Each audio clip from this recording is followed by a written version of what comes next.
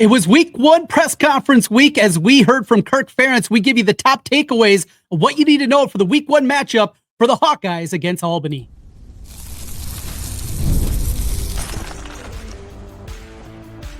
You are Locked On Hawkeyes, your daily podcast on the Iowa Hawkeyes. Part of the Locked On Podcast Network, your team every day.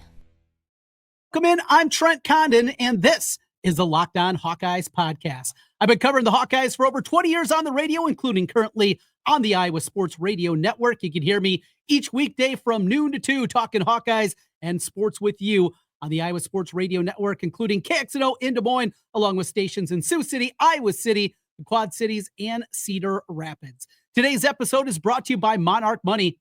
Take control of your finances with Monarch Money.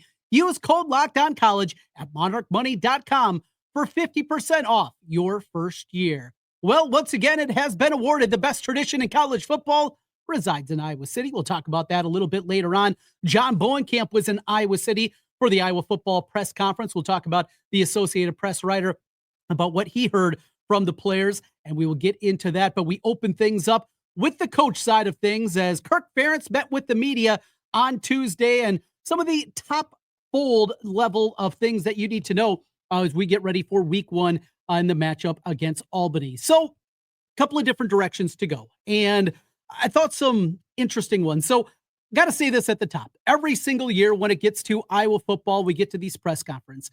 When you get to this point and you've been listening to a guy for 27 years, as we have, you get to know a little bit of the different talking points that Kirk likes to go. And he'll go back in time and talk about old players, and he'll talk about the 1980s, and he'll bring up a lot of things that maybe aren't always the most relevant to today and the questions that are there, but that's just Kirk. So you have to read between the lines a little bit. And that's what we try to do each and every week, is go beyond what was actually said and try to dig into what we actually can take away. And that's what we work to do coming out of these press conferences each and every week. We'll get into a couple of the player comments as well, as they were over there. Mark Gronowski, Cohen Entringer, I think, with a couple of different things. Want to start with the running back position. And as we've talked about the depth of this running back room, Kirk Ferentz used one of his Kirkisms and said that the running game is clearly cloudy. Yes, that is a term that Kirk likes to use quite often in different situations. And I think it makes a whole lot of sense. We've talked about the injuries. Kamari Moulton, Terrell Washington Jr., both those guys have been dinged up during August camp and had them slow down a little bit. They're both out there. They're back practicing, but it did give an opportunity from the young guys. And we've talked about the young guys, Nathan McNeil, the true freshman, Xavier Williams, a redshirt freshman, and also Jazion Patterson, who's just been a solid, dependable, kind of what you'd expect out of a veteran in that room. And that kind of goes hand in hand with what we're going to see on Saturday. As we've talked about, Albany is not good. And this should be a name the score type of game for the Hawkeyes, where they're going to be able to go out there and kind of do whatever they want, right? Up and down the field, offensively, defensively, special teams. This should be a blowout, and this should be one where we're going to see a full complement of backs. And what I want to see is that running back rotation. Coming off an injury, you don't want Kamari Moulton out there carrying the ball 25 times. This feels like one, you get him out there 4 or 5 series, something like that. Sprinkle in some of the other guys, see what Moulton can do, get him 10, maybe 12 touches, and then you move on from there. Because I think we have a pretty good grasp of what Kamari Moulton is. And from what we saw a year ago from him, and even in a backup role after Caleb Johnson won that, what he's going to be. But we haven't seen a whole lot of Terrell Washington Jr. We've seen Jazion Patterson, but then the young guys. And Xavier Williams, what he's going to be. Nathan McNeil. Kirk mentioned that he is the guy, he was the only guy that he mentioned out of the true freshman group that they're going to take the wheels off. Now, one thing also to keep an eye on, you're going to get him carries against Albany. In week 3 against UMass, you're going to see him out there.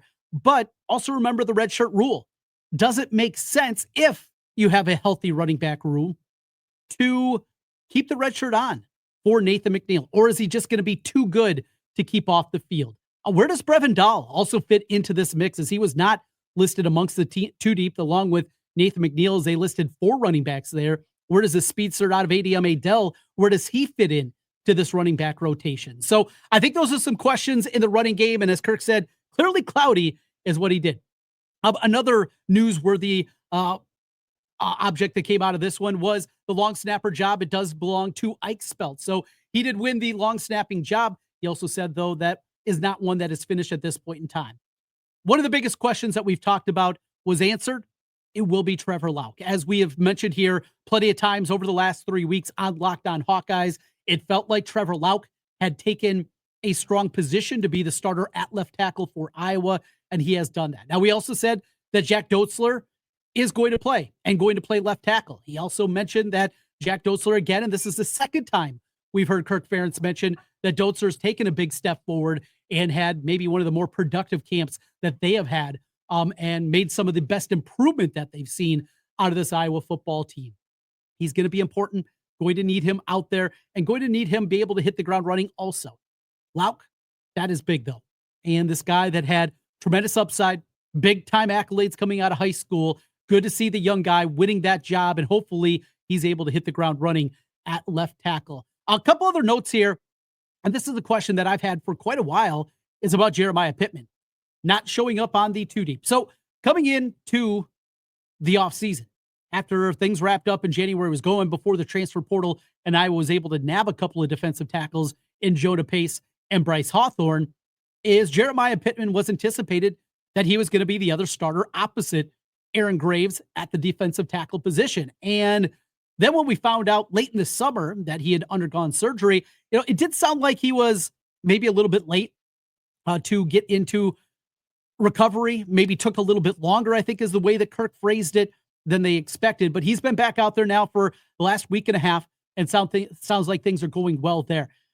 Iowa, when they're able to rotate defensively up front, when their defensive line is able to go 6, 7, 8, 9 deep, that's when Iowa's been their best.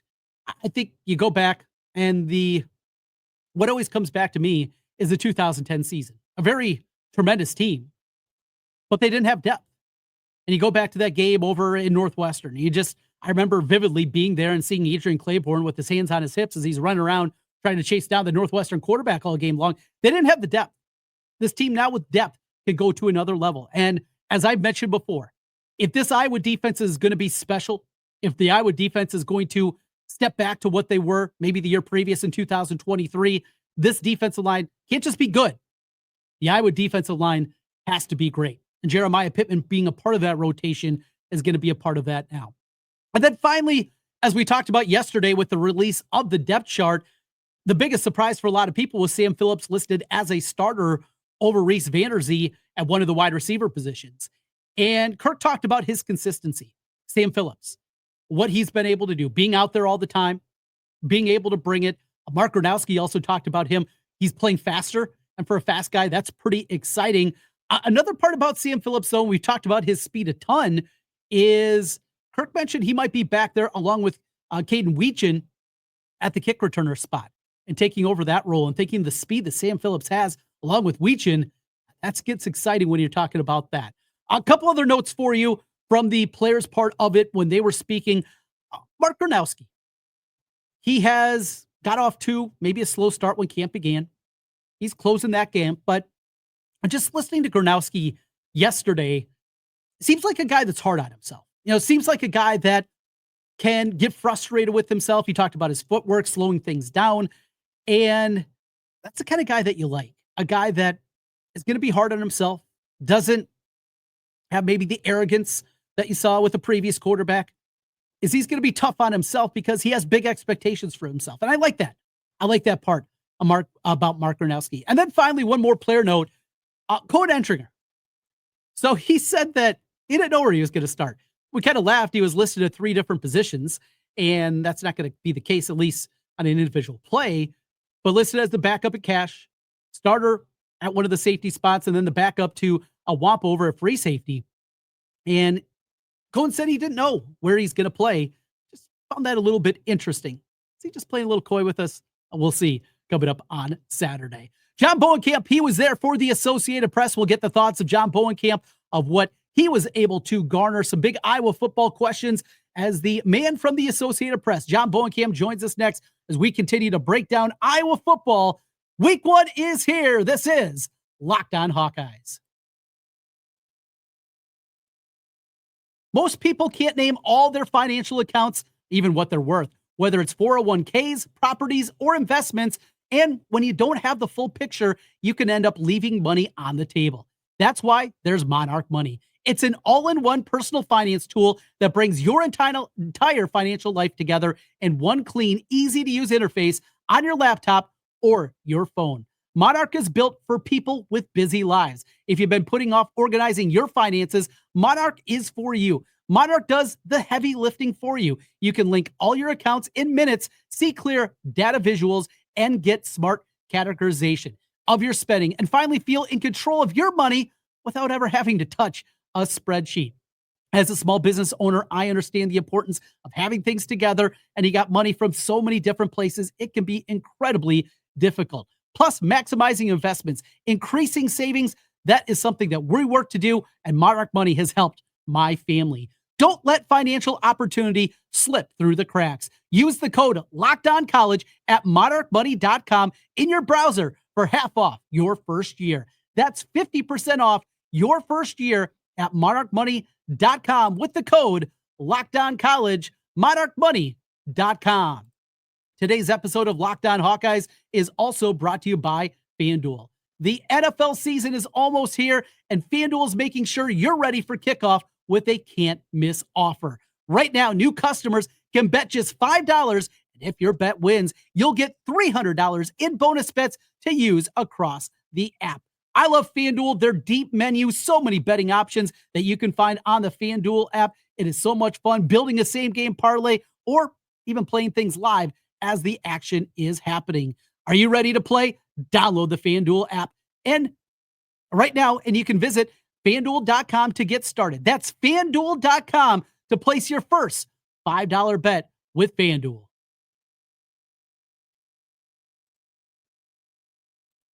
Hello, John Bohnenkamp. What did you learn this morning listening to the players? I don't know how they can put a positive spin or talk about how good Albany is, how well coached they are. We don't know who the coach is, neither does the team. So I'm guessing that took some creative answers. What did you hear this morning, John? I just think they're ready to play. Yeah. I mean, I think when you get to this point in where you've been through camp and all that, I think you just want to see somebody different. Yeah. And I think that's the way they're looking at this one is I mean, again, there's a lot of new moving pieces in this depth chart as we saw yesterday, and I think they just kind of want to see where everybody fits. And I mean, and I listened a lot to Mark Gronowski today, and he really is just ready to play, and you can tell that. And so I just think they want to see somebody new, and they know that it's Albany, it's an FCS team, and and it is what it is, but it's a game, and that's what I think they're looking at it as. So. We know that this running back room is deep. There's maybe no Caleb Johnson in there, but have to be excited about the depth that they created. But at the top, well, the guy that we were talking about a year ago at this time was all Kamari Moulton all the time. And then Caleb Johnson came to the forefront. He was out there. Sounds like he's healthy, ready to go. What'd you hear from Moulton and kind of your expectation as a whole, not just Moulton, but this running back room in 2025? I think it is going to be a lot like last year, and I think eventually by week 3, somebody steps up. I think there will be that number one running back. But he's got a lot of options there. And, I mean, there's a lot of – and it was something they talked about back in media day that all those guys can do something for them out of the backfield. And you've got a couple of young guys that we haven't seen a lot of. You've got some other guys we do know a little bit about. So, I mean, again, I think you're going to see all of them on Saturday. And I think then by the time we get to Big Ten, I think there is going to be one that kind of steps up, just kind of like last year. Maybe, I mean, clearly not the production, I don't think, but somebody's going to step up and take that job. I agree with you. It's going to be fascinating to see who that's going to be. Do you have an opinion? I mean, if you had to, go on record as to, name your guy, do you lean either way? Do you think Moulton is his year? I think this is his year, but I've always been a Jazz Patterson fan. I always have liked it. And I know that they have been really high on Terrell Washington too. So, I mean, again, there's a lot of options there. It's just kind of who, that's why I think these first couple of games and I mean, obviously next week you're going to kind of see a different offense. But this game and 2 weeks from now are going to be really kind of how that room shakes out. And I think that's what we're going to see. Let's go to the other skill position then. The wide receiver room, and maybe the biggest surprise of that depth chart was at the top. And you talk about two guys listed at the same position, but couldn't be more different. Really? I mean, 5'7", 6'4". You got speedy guy, Sam Phillips, who comes in from Chattanooga. You got the Iowa kid from Northwest Iowa at 6'3". I think a little bit of an upset there. What can you tell us about Sam Phillips?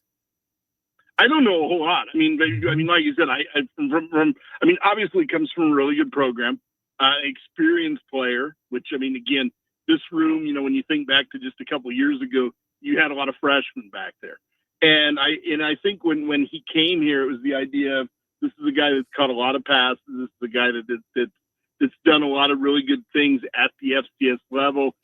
Apparently now he has earned that job in training in camp. And so I've talked about this too with other people about this room. This is just so much of a better room now than what it was, a year ago, 2 years ago. So much experience there. Again, a lot of different options. And it was something that Tim Lester talked about back at Media Day, is that you've got guys, but you can put them in different spots. And so I think he's really happy with that group. Clearly, I thought Reese Vanderzee was going to be the guy. I did too. I just thought, the way he kind of started last year and the way everybody had talked about him in the spring and all that, you thought that he was going to be, but clearly, again, Sam Phillips, obviously, with the numbers he put up in his, at Chattanooga, now he comes in here. Obviously he's done something really well that has impressed them. When Kirk Ferentz sat down with Revson and company in Las Vegas, he went out of his way he wasn't asked about Reese Vanderzee, but he found a way to bring him into the conversation. So, John, that was shocking to me as well, because as you said, back in the spring, it was all Vanderzee, even, heading into the fall camp. So I'm anxious to see this Sam Phillips and what he did. And, obviously must be able to play a little bit, because I, like you, thought it was a foregone conclusion. I want to ask you about Gronowski, the fact that, he comes from that FCS level and everybody's kind of poo-pooing this game. It's Albany, and admittedly, they're a bad team, picked 12th in their 14-team conference. But I wonder if that Gronowski, not that he wouldn't take it seriously, it's his first start as a Hawkeye, but the fact that he was an FCS player, maybe there's something to that. I don't know. Somebody asked him about that today, because he's played against Albany before, and he said he understands the level of football. He understands what FCS football is, and he said, I'm not taking them lightly at all. I think from listening to him today, I think he's just excited about getting a chance to get that first game in as an Iowa quarterback. And it's kind of funny to say it that way, but when you consider his resume and all he did at South Dakota State, but he's looking at this a little different. It's like, okay, this is now big time. This is a Power 4 conference team. This is a big Ten team. I want to go out there and play well. And you can tell he's ready to go. And he obviously feels good. Yeah. I think he kind of shook some of the rust off, that from not, going through spring practice and all that. So I think he's really ready to play. And again, when they got him, when he went into the portal, I said they should get him. I have really liked this guy from the beginning. And because me, I'm an FCS guy. So I'm really excited about it. I want to see how he does at this level and what he can do for this team. So over to the defensive line, and I know the question's going to pop up right away. And knowing the opponent on Saturday, maybe you'll see Iose Epanessa get a sack, and it's going to start up just like it did with AJ, 6-7 years ago. Why isn't he playing more? Why are these veterans in front of him? Have you heard much about Iose in camp? It sounds like he is as anticipated. But another thing, this defensive line feels, at least on paper, a lot deeper than when AJ showed up as a freshman. Oh, yeah. You look at, I've got the depth chart here in front of me, and you look at senior, junior, graduate, junior, sophomore. Mm-hmm. These are all experienced guys. Mm-hmm. And so, if he plays well enough in camp, he's going to be on the field. Phil Parker isn't afraid to use somebody like that. But this defensive line group is probably a little bit better than what maybe we thought they were going to be in the spring. But you look, because I think when you look at this, the experience they've got, I just think they're going to do the same sort of deal into rotating guys in and out. Does he get into that rotation? Probably. Maybe not right away, but maybe we do see him on Saturday. Maybe we see him in a couple weeks against UMass.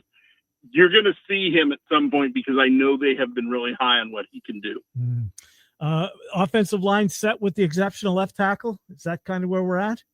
Yeah, and I mean, Gronowski was asked about that today, and he didn't seem to have like a favorite among the two. He talked up both of them, so I think you're going to see both of them on Saturday.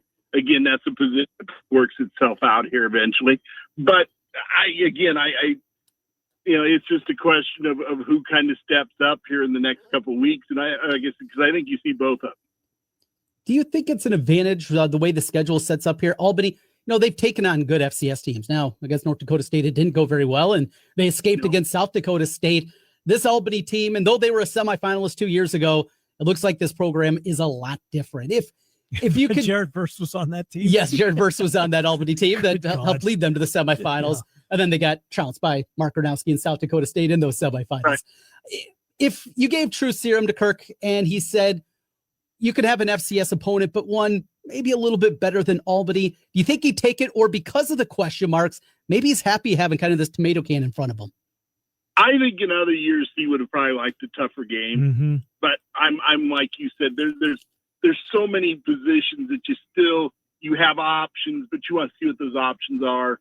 And that's what this game is going to feel an awful lot like an NFL preseason game, but you want to get guys in there. You want to do something just to get ready for what you've got next week. And so I don't think he really cares right now. I mean, again, if this was a really, really, this was a very established Iowa team, yeah, maybe he wants maybe a little bit of a better challenge, but I think right now it's just, let's get them on the field. Let's see what these guys can do.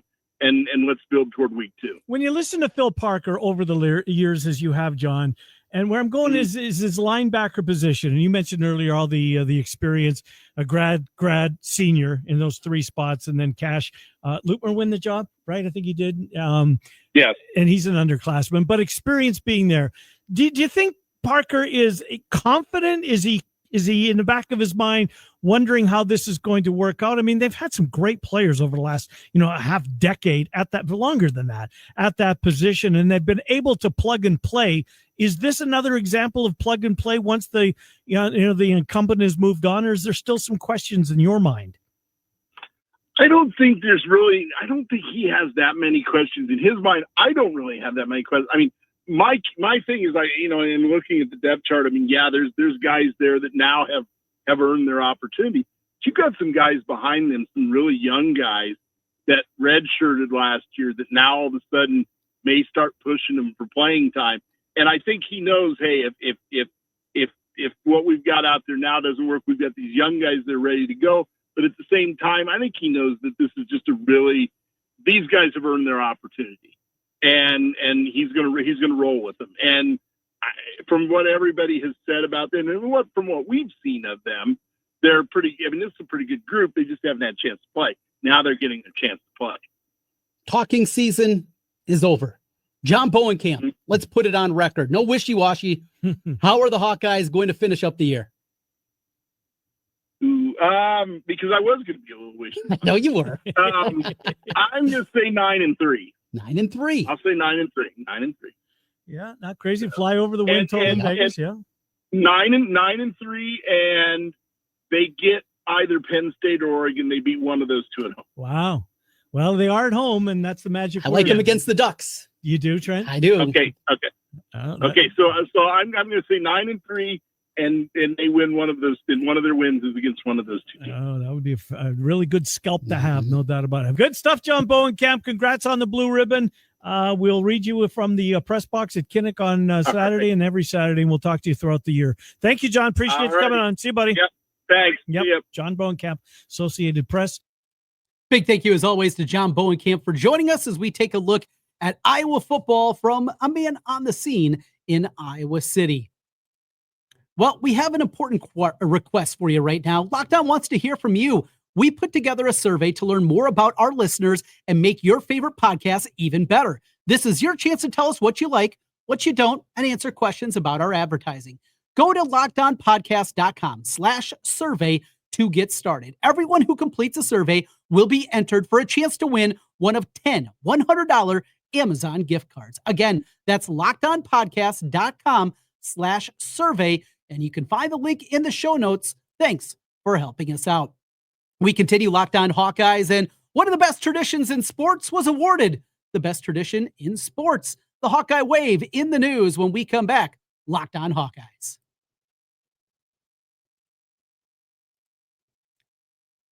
When the opening whistle blows on a new repair, get your crew moving forward with SupplyHouse. Order today and see parts on your doorstep tomorrow. Over 280,000 plumbing, HVAC, and electrical items from the most trusted brands in the business. Their real-time inventory and honest lead times keep you from punting projects, while their industry-leading customer service always has your blind side covered. Need parts for a project and need them fast? SupplyHouse has next-day delivery. Talk about an absolute game changer. And their part finder tools and 3D schematics can save you hours on jobs where every detail matters. Join their free Trademaster program today and score serious perks like priority shipping, lower prices, and dedicated support line. Visit supplyhouse.com to sign up for free and use the promo code SHColleges5 for 5% off your first order. That's supplyhouse.com. Real people, real service. Trent Condon back with you one final time here on the Locked On Hawkeyes podcast. Thanks for being with us and making Locked On Hawkeyes your first listen every day. Big thank you to everydayers, as we are with you each and every day. Couldn't do it without your support. If you're watching us right now on YouTube, click that subscribe button. It just takes a moment and helps us get in front of more Hawkeye fans. On the podcast side, 5-star reviews. Well, it is announced once again as Iowa and the Hawkeye Wave repeats as the #1 college sports tradition. USA Today's Reader's Choice Award for the best college sports tradition in 2024. The Hawkeye Wave has repeated as the top choice in 2025. I tell people this all the time. It's incredibly special the way that it came about, how organically in 2017, how it came together, and where we are today. And to know that nationwide, worldwide, people know about this tradition. So where my seats are in Kinnick Stadium are backs to the Children's Hospital. We are over on the east stands. And to turn around, it still gets me every single time. Looking up there, seeing the signs, seeing the waves, seeing the big foam fingers from those kids up in the Children's Hospital, the families that are involved. We are incredibly lucky to not just have a world-class children's hospital like we do at the University of Iowa, but also what goes into being an Iowan, being a Hawkeye fan, and how special that is. And I know everybody has their traditions, and everybody has things that make their university, make their favorite team unique. But something like this, that means more than what's happening between the field. It means more when I come in here after a disappointing loss and I'm freaking out. And it also brings back that personal part of it and what it is today. It's incredibly special. If you haven't had the opportunity to be in Kinnick Stadium, and I know there's plenty of people like that, if you have the time, if you have the opportunity, you have to do it. It's incredibly special. It's incredibly great. And we're lucky as Hawkeye fans to have something not just that we love, but people across the country know what a tremendous tradition that we have with the Wave. That'll do it for today. We will be back with you tomorrow. And as we get closer and closer, you know what it's time for? It's time for me to go on record. That's right. It is time for me to make my prediction for the season. You've been hearing me. If you're an everydayer, sniff around the topics that are out there. However, it's time to put it officially pen to paper and come out with what this Iowa football season is going to look like. That's coming up on the program tomorrow. And of course, our Football Friday preview also coming your way. A lot going on as we get closer and closer. Keep ripping those days off the calendar and getting ready for Iowa football. Thanks for being with us as always and making Locked On Hawkeyes your first listen every day. We'll talk to you again tomorrow. Until then, go Hawks.